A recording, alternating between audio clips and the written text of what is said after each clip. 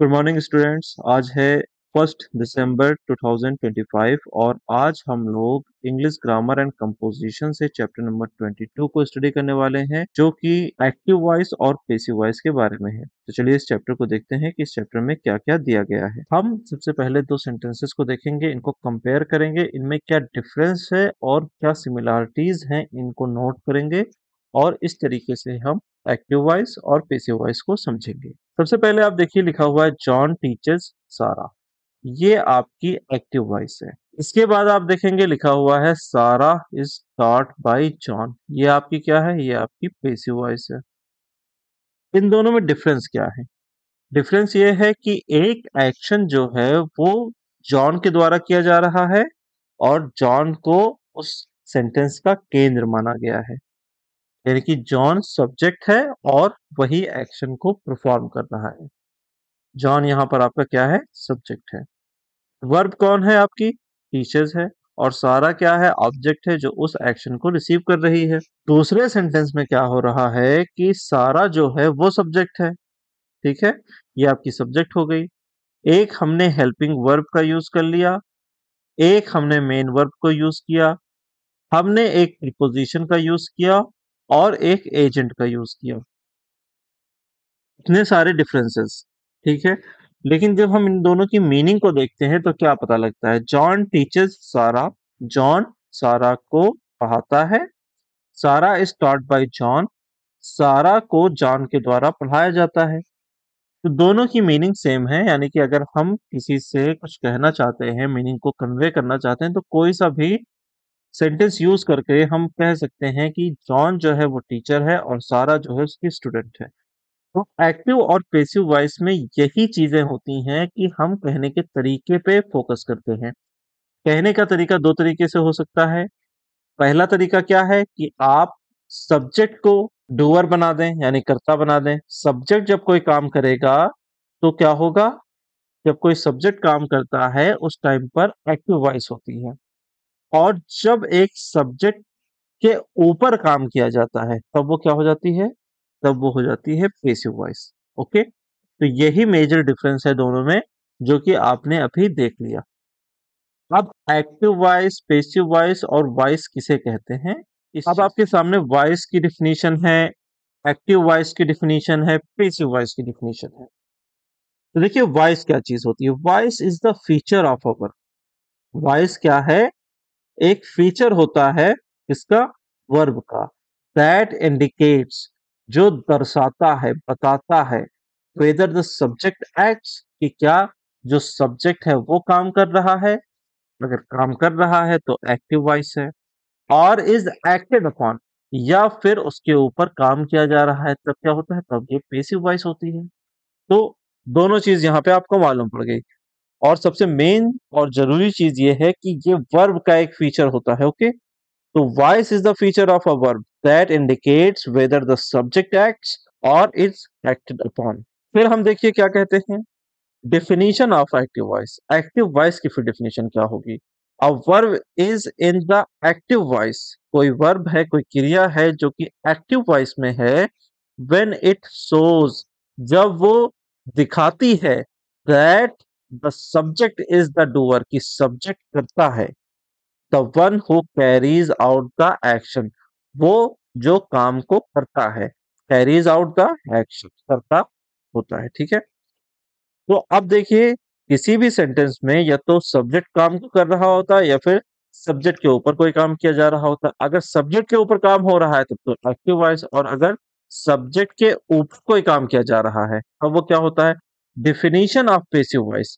A verb is in the passive voice when it shows that the subject is the receiver, कि subject क्या है? Receiver है। The one who has the action done to him, वो जिसके ऊपर काम किया गया है। हर इट, ये हर इट आप कुछ भी कह लें, मकसद ये है कि सब्जेक्ट या तो मेल होगा, फीमेल होगा, या फिर कोई वस्तु होगी। तो चाहे वो सब्जेक्ट हिम हो, हर हो, इट हो, कुछ भी हो, कोई दिक्कत नहीं है। तो आपने क्या सीखा कि एक वर्ब तब पैसिव वॉइस में आ जाएगी जब उसके ऊपर एक्शन को परफॉर्म किया जा रहा होगा, और एक्टिव वॉइस में तब आएगी जब वो एक्शन को परफॉर्म कर रही होगी और वॉइस क्या होती है? वर्ब का एक फीचर होती है जो ये बताती है कि काम कौन कर रहा है या फिर किसके ऊपर किया जा रहा है। क्लियर? चलिए, अब हम कुछ कॉमन रूल्स को देखेंगे जिनका यूज किया जाता है बेसिक से एक्टिव और पेसिव वॉइस में। ओके, जैसे कि लिखा हुआ है, the object of the active sentence, active sentence का जो ऑब्जेक्ट है बिकम्स द सब्जेक्ट, सब्जेक्ट बन जाता है of the passive voice, passive voice का। John eats an apple, John जो है क्या है? ये आपका सब्जेक्ट है। ईट्स क्या है? ये आपकी मेन वर्ब है। एन आपका आर्टिकल है, ठीक है, आर्टिकल हो गया ये आपका। और एप्पल क्या है आपका? ये ऑब्जेक्ट है, नाउन, ठीक है। एन एप्पल पूरा ऑब्जेक्ट है आपका। तो अब जब आप इस सेंटेंस को चेंज करेंगे पेसिव वॉइस में तो आपको क्या करना होगा? आपको कुछ नहीं करना है, ऑब्जेक्ट को पकड़ करके सब्जेक्ट बना दीजिए। सबसे पहला रूल, आपने एन एप्पल को सब्जेक्ट बनाया, इज लिया, इज क्या है आपका? हेल्पिंग वर्ब है, ये आपका हेल्पिंग वर्ब हो गया। बाकी चीजों को हम आगे के रूल में डिस्कस कर लेंगे। तो यहाँ पे आपने क्या देखा कि जब भी एक्टिव से पेसिव वॉइस बनाई जाती है तो आपके सामने जो भी ऑब्जेक्ट होता है, हमारा अगला रूल कह रहा है द सब्जेक्ट यानी कि जो डूअर है of the active sentence is moved to the end, उसको हम आखिर में शिफ्ट कर देते हैं, मूव कर देते हैं। And introduced with by, by क्या है? प्रीपोजिशन है। और omitted इफ नॉट इम्पॉर्टेंट, या फिर हम हटा देते हैं अगर इम्पॉर्टेंट नहीं होता है। तो जॉन ईट्स एन एप्पल, यहाँ पर जॉन क्या है? सब्जेक्ट है, अभी डिस्कस किया गया। ईट्स क्या है? मेन वर्ब है। एन एप्पल आपका ऑब्जेक्ट है। तो सब्जेक्ट आपका था जॉन। हमने क्या किया कि जब हमने लिखा an apple is eaten by John, जो कि पेसिव वॉइस का सेंटेंस है, तो हमने जॉन को देखिए कहाँ इंट्रोड्यूस किया है? लास्ट में इंट्रोड्यूस किया है। और इससे पहले हमने प्रीपोजिशन बाई का भी यूज किया है। तो इन दोनों का यूज हमने किस लिए किया? ऐसे किस लिए किया? ताकि हम उसको पेसिव वॉइस में चेंज कर सकें। सबसे पहले हम सब्जेक्ट को लिखेंगे, फिर वर्ब को लिखेंगे, और उसके बाद हम बाय का यूज करके एजेंट को इंट्रोड्यूस कर देंगे। तो यहाँ तक कि आप देखेंगे ये बेसिक रूल्स हैं जो कि आपको मदद करेंगे एक्टिव और पेसिव वॉइस को पहचानने में। इसके अलावा हम और भी देखते हैं, एक और एग्जांपल के साथ हम देखते हैं एक नए रूल को। जैसे कि मान लीजिए लिखा हो they are painting the house, इसमें हम पेसिव वॉइस जब बनाएंगे तो क्या लिखेंगे? The house is being painted by them, कोई प्रॉब्लम नहीं है। लेकिन यहाँ पर आखिर क्या हो रहा है, इस चीज को आप नोट करिए। जो हमारी मेन वर्ब होती है उसको हम पास्ट पार्टिसिपल फॉर्म में चेंज कर देते हैं, यानी कि थर्ड फॉर्म में चेंज कर देते हैं। और इसके साथ साथ हम एक सुइटेबल फॉर्म यूज करते हैं, किसकी? बी की। और इसको ऐड करते हैं टेंस के अकॉर्डिंग, यानी कि जो बी की फॉर्म होती है वो आप देखेंगे कि टेंस के अकॉर्डिंग ऐड की जाएगी। अब देखिए क्या लिखा हुआ है, they are painting the house. Painting क्या है? वर्ब की आईएनजी फॉर्म है, ठीक है, वर्ब प्लस आईएन। तो ये आपकी क्या है? वर्ब की आईएनजी फॉर्म है। दे क्या है? आपका प्लूरल सब्जेक्ट है। आर उसके लिए यूज होने वाला वर्ब है। द हाउस आपका ऑब्जेक्ट है जो कि सिंगुलर है। जब हमने द हाउस को सब्जेक्ट बनाया तो इसके लिए हमने जो वर्ब यूज करी वो थी इज। इज क्या है? हेल्पिंग वर्ब है। अब हमने बी की सुइटेबल फॉर्म बीइंग का यूज किया। क्यों यूज किया? क्योंकि ये आपका कंटिन्यूअस टेंस था। यहाँ पर हमने टेंस के अकॉर्डिंग आईएनजी फॉर्म को यूज किया। फिर वर्ब जो थी पेंटिंग, ये क्या थी? वर्ब की आईएनजी फॉर्म थी। इसका अगर आप देखें जो मेन वर्ब है वो क्या है? पेंट है। तो पेंट को हमने पेंटेड में चेंज कर दिया। पेंटेड की पास्ट फॉर्म और पास्ट पार्टिसिपल फॉर्म दोनों पेंटेड होती है। तो हमने यहाँ पर थर्ड फॉर्म का यूज किया जो कि क्या है? जो कि है पेंटेड। अब इसके बाद प्रीपोजिशन बाय का यूज किया और फिर हमने देम का यूज किया। तो इस तरीके से हमने क्या किया? इस तरीके से हमने एक्टिव वॉइस को चेंज किया, किसमें? पेसिव वॉइस में। ओके, चलिए नेक्स्ट रूल की तरफ चलते हैं। अगला रूल कहता है the helping verb must agree with the new subject in number and person. अब हेल्पिंग वर्ब जैसे कि इज अभी यूज किया गया था, तो वो क्या है? वो नए सब्जेक्ट के अकॉर्डिंग होता है। ये नहीं कि आपने देखा कि पुराना सब्जेक्ट आपका था प्लूरल तो आपने प्लूरल वर्ब का यूज किया, नहीं। आपको सिंगुलर है तो सिंगुलर, प्लूरल है तो प्लूरल, पेसिव वॉइस का जो सब्जेक्ट होगा उसके अकॉर्डिंग यूज करना होगा। जैसे लिखा है the boys broke the window, अब इसमें द बॉयज क्या है? द बॉयज आपका सब्जेक्ट है, ब्रोक क्या है? वर्ब की एक फॉर्म है, पास्ट में है। द विंडो, विंडो क्या है आपका? ऑब्जेक्ट है। तो हमने यहाँ पर क्या किया? हमने किया ये कि विंडो को हम पहले ले आए और इसको बना दिया क्या? सब्जेक्ट। इसको हमने सब्जेक्ट बनाया। यहाँ पर बॉयज था यानी कि ये प्लूरल था, लेकिन जैसे ही इसको हमने नए सब्जेक्ट के साथ इंट्रोड्यूस किया सेंटेंस को, तो उसके साथ यूज होने वाली वर्ब जो थी, हेल्पिंग वर्ब जो थी, वो क्या हो गई? सिंगुलर हो गई, क्योंकि यहाँ पर विंडो सिंगुलर है तो ये भी सिंगुलर हो गई। फिर ब्रोक की हमने थर्ड फॉर्म को यूज किया। ब्रेक होता है आपका वर्ब की मेन फॉर्म, ये होती है बेस फॉर्म जिसको कह सकते हैं ब्रेक। फिर हम इसकी सेकंड फॉर्म को लेते हैं तो वो हो जाती है ब्रोक, और जब हम थर्ड फॉर्म को लेते हैं तो वो होती है ब्रोकन। ओके, तो ये होती है आपकी थर्ड फॉर्म। इसके बाद हमने प्रीपोजिशन का यूज किया और जो हमारा सब्जेक्ट था एक्टिव सेंटेंस का उसको उठाया और उसको हमने यहाँ पर एजेंट के तौर पे यूज कर लिया। ओके, तो ये आपका क्या हुआ? ये आपका हो गया पेसिव वॉइस में एक सेंटेंस। देखिए यहाँ पर लिखा हुआ है the doer is placed after the preposition by. Discuss करते हुए आ रहे हैं लेकिन फिर से एक बार देख लेते हैं। सबसे पहले लिखा हुआ है the teacher will punish the late students, यानी कि अध्यापक देर से आने वाले विद्यार्थियों को दंडित करेंगे या दंड देंगे। लेकिन जैसे ही हम इसको पेसिव में चेंज करते हैं तो हमारा जो ऑब्जेक्ट है एक्टिव वॉइस का वो क्या आएगा? सबसे पहले आएगा और वो सब्जेक्ट बन जाएगा। तो द लेट स्टूडेंट्स हमारा यहाँ पर क्या हो गया? सब्जेक्ट हो गया। इसके बाद हमने देखा क्या कि ये फ्यूचर का एक सेंटेंस था, तो हमने फ्यूचर को ही रखा यहाँ पर, विल का ही यूज किया और उसके साथ बी की एक सुइटेबल फॉर्म को यूज किया। फिर पनिश मेन वर्ब थी तो हमने इसकी थर्ड फॉर्म को यूज किया पनिश्ड। ओके, और उसके बाद हमने प्रीपोजिशन बाय का यूज किया और बाय के बाद जो हमारा सब्जेक्ट था एक्टिव वॉइस का उसको लिया और उसको यहाँ पर एजेंट बना करके या फिर डूअर बना करके रख दिया। तो जो डूअर है हमारा वो कब आ रहा है? बाई के बाद आ रहा है। तो ये आपका एक रूल होता है पैसिव वॉइस में कि जब भी आप डूअर को इंट्रोड्यूस करेंगे एक प्रीपोजिशन को लेंगे और ये प्रीपोजिशन क्या होगी? बाई होगी।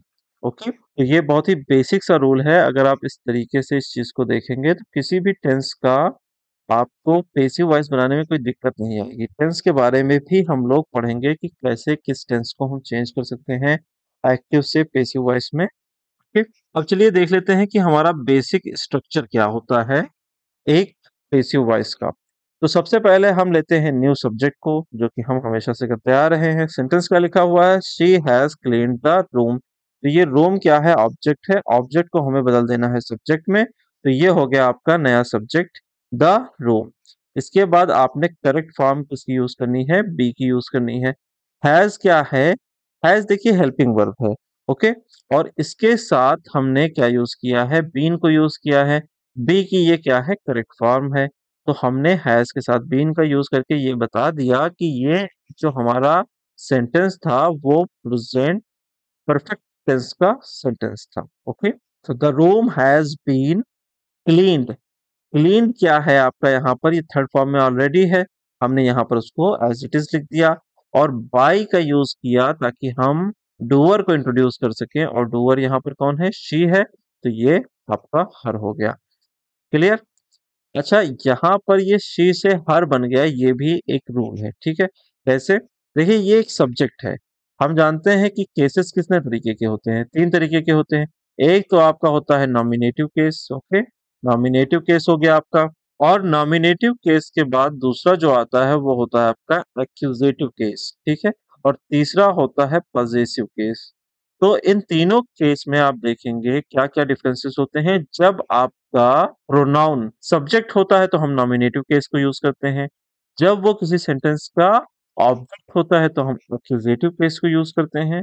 और अगर हमें दिखाना होता है कि किसी चीज के ऊपर प्रोनाउन ने अपना मालिकाना हक रखा है यानी कि वो उसकी है, तो हम पजेसिव केस का यूज करते हैं। ओके, जिसको हम जेनेटिव केस भी कहते हैं। सब्जेक्टिव केस, ऑब्जेक्टिव केस और जेनेटिव केस, चाहे तीन तरीके से इस तरीके से बोल दीजिए, या फिर नॉमिनेटिव, एक्यूजेटिव और पजेसिव। तो हर यहाँ पर क्या है, शी प्रोनाउन थी और इसको हमने चेंज किया हर में, क्योंकि यहाँ पर ये जो डूअर है ये सेंटेंस का सब्जेक्ट नहीं है, एक तरीके से ऑब्जेक्ट। क्लियर? चलिए, अभी जो हम लोगों ने डिस्कस किया उसको हम और अच्छे से समझ लेते हैं। कैसे? When the active subject is a pronoun it changes form after by, यानी कि बाई के बाद जो बाई होता है, प्रीपोजिशन होता है, इसके बाद हम क्या करते हैं, हम करते ये हैं कि जो प्रोनाउन है हमारा उसके फॉर्म को हम चेंज कर देते हैं। जैसे लिखा हुआ है he helps me every day. अब यहाँ पर हम क्या देख रहे हैं, ही हमारा प्रोनाउन है जो कि सब्जेक्ट है इस सेंटेंस का, हेल्प्स हमारी वर्ब है जो कि सिंगुलर वर्ब है, मी, मी कौन है, एक ऑब्जेक्ट है। ठीक, और ये किस में है, ये एक्यूजेटिव केस में है। आई की एक्यूजेटिव केस क्या होती है, मी होती है। आई, मी, माई, ठीक है, माई पॉजेसिव केस होती है। फिर एवरी डे जो है सेंटेंस में एक एक्स्ट्रा इंफॉर्मेशन को ऐड किया गया है। पेसिव वॉइस जब हम बनाएंगे तो हम क्या लिखेंगे, सबसे पहले ऑब्जेक्ट को लेंगे तो उसको हमने बदल दिया सब्जेक्ट में, मी बदल गया आई में। आई के साथ हमने क्या यूज किया, एम का यूज किया, क्योंकि आई के साथ जो वर्ब यूज होती है वो होती है एम। अब फिर हेल्प्स जो है ये सिंगुलर बेस फॉर्म थी किसकी, वर्ब की, तो हमने यहाँ पर इसकी थर्ड फॉर्म को यूज कर लिया जो कि है हेल्प। फिर हमने बाय को इंट्रोड्यूस किया ताकि हम एजेंट को इंट्रोड्यूस कर सके। अब एजेंट कौन है, यहाँ का सब्जेक्ट जो है वो एजेंट है या डूअर है, तो इसको हमने यहाँ पर एक्यूजेटिव केस में यूज किया जो कि है हिम। बाकी extra information as it is हमने लिख दी। फिर हमने लिखा we invited them to the party. ठीक है, एक सेंटेंस हमारा ये भी है। तो वी हमारा सब्जेक्ट है, इनवाइटेड हमारा वर्ब है, देम हमारा ऑब्जेक्ट है, to the party extra information है। हमने क्या किया, हमने देम का नॉमिनेटिव केस यूज किया, दे, जो कि सब्जेक्ट हो गया यहाँ का। फिर दे के अकॉर्डिंग हमने वर्ब यूज करी, वेयर, वेयर के बाद मेन वर्ब की थर्ड फॉर्म को यूज किया। थर्ड फॉर्म के बाद हमने एक्स्ट्रा इंफॉर्मेशन को ऐड किया, और उसके बाद हमने बाय को यूज किया ताकि हम इंट्रोड्यूस कर सकें एजेंट को। एजेंट हमारा था सब्जेक्ट वी, तो वी का जो एक्यूजेटिव केस है वो क्या है, अस है। फिर आप देखेंगे लिखा हुआ है हु ब्रोक द ग्लास, शीशे को किसने तोड़ दिया। अब हम यहाँ पर एक चीज और नोट करेंगे, ये आपका, इसके बाद आप देखेंगे लिखा हुआ है हु ब्रोक द ग्लास। यहाँ पर देखिए ये आपका इंटेरोगेटिव सेंटेंस है, एंड में आप क्वेश्चन मार्क देख सकते हैं। इसका जब हम पैसिव वॉइस कन्वर्ट करेंगे तो हम क्या लिखेंगे, सबसे पहले हम यहाँ पर बाय का यूज करेंगे जो कि एक प्रीपोजिशन है। उसके बाद हम होम का यूज करेंगे, होम हमारा क्या है, प्रोनाउन है, इंटेरोगेटिव प्रोनाउन होम होता है। ओके, तो यहाँ पर हो क्या था, हो नॉमिनेटिव केस का प्रोनाउन था, और होम हो का एक्यूजेटिव केस है। अब हम हु को यूज करते हैं होम की शक्ल में, और उसके बाद हम देखते हैं कि ये इंटेरोगेटिव सेंटेंस है, तो हम इसी तरीके से इसे भी इंटेरोगेटिव ही रखेंगे, चेंज नहीं करेंगे।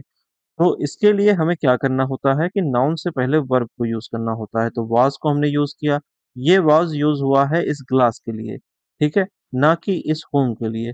ये बिल्कुल गलत है कि अगर आप इस होम के लिए देख रहे हैं तो ये गलत है। अगर आप देखेंगे तो इंटेरोगेटिव में क्या होता है, वर्ब पहले आ जाती है, सब्जेक्ट बाद में आता है, तो उसी तरीके से यहाँ पर हुआ है कि वर्ब हमने पहले यूज की है, और जो सब्जेक्ट है हमारे सेंटेंस का वो बाद में आया है, और उसके बाद हमने मेन वर्ब को यूज किया है, वाज द ग्लास ब्रोकन। ठीक है, ये आपका इंटेरोगेटिव है, इसीलिए हम एंड में क्वेश्चन मार्क को यूज कर रहे हैं। तो ये सेंटेंस इस तरीके से आपका कंप्लीट होगा, हु ब्रोक द ग्लास, तो इसका पैसिव क्या बनेगा, by whom was the glass broken. तो स्टूडेंट्स, हमने अभी तक ये सीखा कि एक्टिव और पैसिव वॉइस क्या क्या होते हैं, और कैसे ये फॉर्म किए जाते हैं, क्या चेंजेस आते हैं जब हम एक एक्टिव वॉइस को पैसिव वॉइस में बदलते हैं। अगली क्लास में हम ये देखेंगे कि हर एक टेंस का पैसिव वॉइस कैसे बनाया जाता है, कितने टाइप के टेंसेस को हम पैसिव वॉइस में कन्वर्ट कर सकते हैं, और कितने टाइप के टेंसेस को हम पैसिव वॉइस में क्यों कन्वर्ट नहीं कर सकते हैं। ये सारी चीजें हम अगली क्लास में देखेंगे। अभी की क्लास में बस इतना ही। मिलते हैं अगली क्लास में। Have a lovely day. Signing off.